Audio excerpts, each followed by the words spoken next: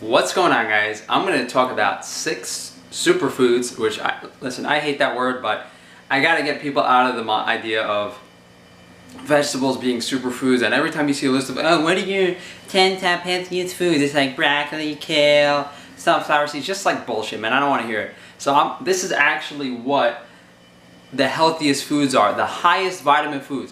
What I mean by 5 superfoods, 6 healthiest foods, whatever you're interpreting this as, I literally mean if you put these 6 foods in your body, you will be as healthy as humanly possible, and you could sustain yourself solely off of these foods, as they are the most nutrient dense and highest vitamin foods anyone has access to.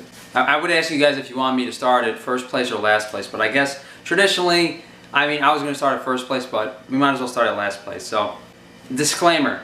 I could not find brain tissue, and I could probably get it within a week or 2, but I didn't have any on hand, and the farmer I usually buy my food from did not have any goat heads, so I don't have brain, and brain is somewhere near the top of the list, but you know, it's not the healthiest food, so it didn't ruin the whole list. So in last place I have eggs. So the 6th healthiest food is pastured eggs, and pastured eggs have all the fat soluble vitamins.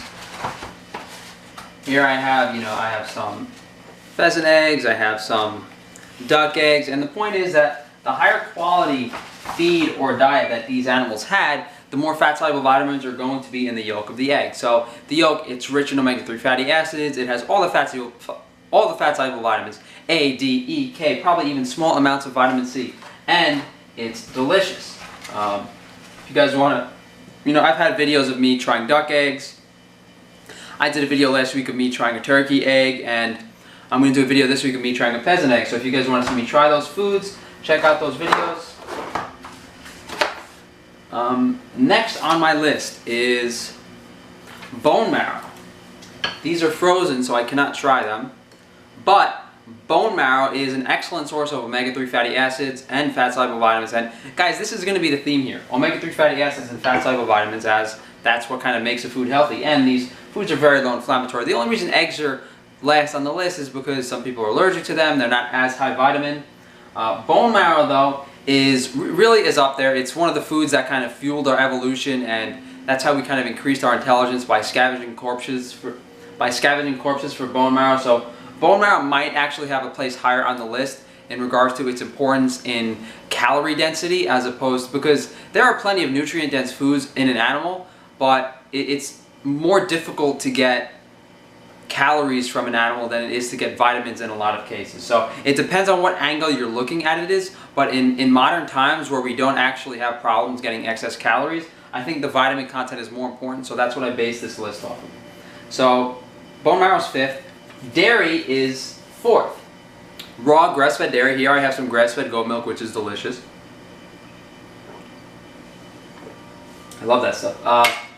So raw grass-fed dairy has all the fat-soluble vitamins, it's delicious, and it's an excellent source of calories.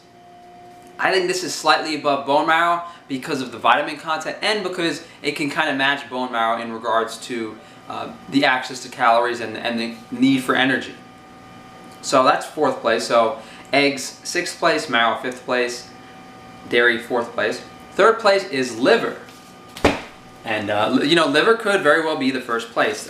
It wouldn't be, I was really debating this, but liver, here I have some raw duck liver, and you guys can see me eat this in a couple of my other videos. Liver is super high in vitamin A. It has, duck liver in particular, all the fat-soluble vitamins, A, D, E, K, C, all those smaller amounts of vitamin D. It's definitely a nutritionally complete food.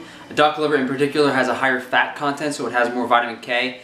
The only reason liver isn't at the top of the list is because it's not a super high source of omega-3 fatty acids, and same thing about calories. Coming in 2nd place is cod liver, and the difference between cod liver and other livers is cod liver is so much fattier, and it has a much higher omega-3 fatty acid content.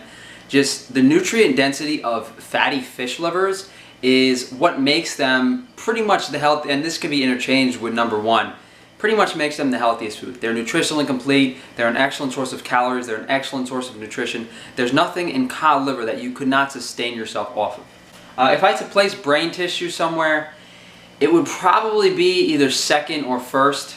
tied with one of these. But I do have other videos tasting brain.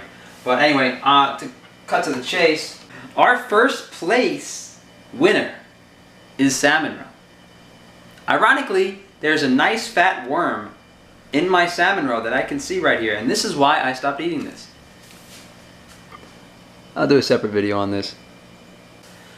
Salmon Roe in particular is probably the world's healthiest food, and fish eggs in general are the world's healthiest food because of their vitamin content. They have so much more of all the fat soluble vitamins than other foods, and in better ratios.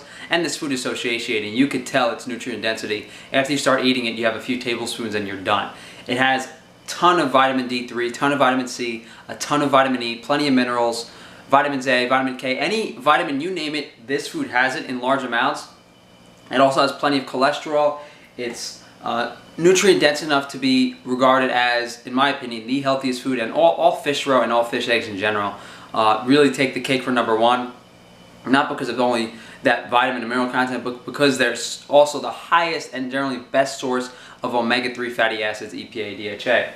Now, unfortunately, there is a worm in this, and I'll do a separate video on that, but another thing is I don't digest this too well. I'm a little bit allergic to it. So that's going to be this video, guys. Hopefully I've answered, if you guys have any questions about this, please let me know. If you guys can, above all things, share this video to other people. This is kind of focusing on what I regard as nutrient density, and although a lot of these foods aren't approachable, most of them are, and most of them can be made super approachable, especially the cheeses and the eggs. So as always, thank you guys for watching, and if you want to see me taste any of these foods, I'm sure I've tasted most of them in my other videos. If I haven't, you'll see those in the next 2 weeks.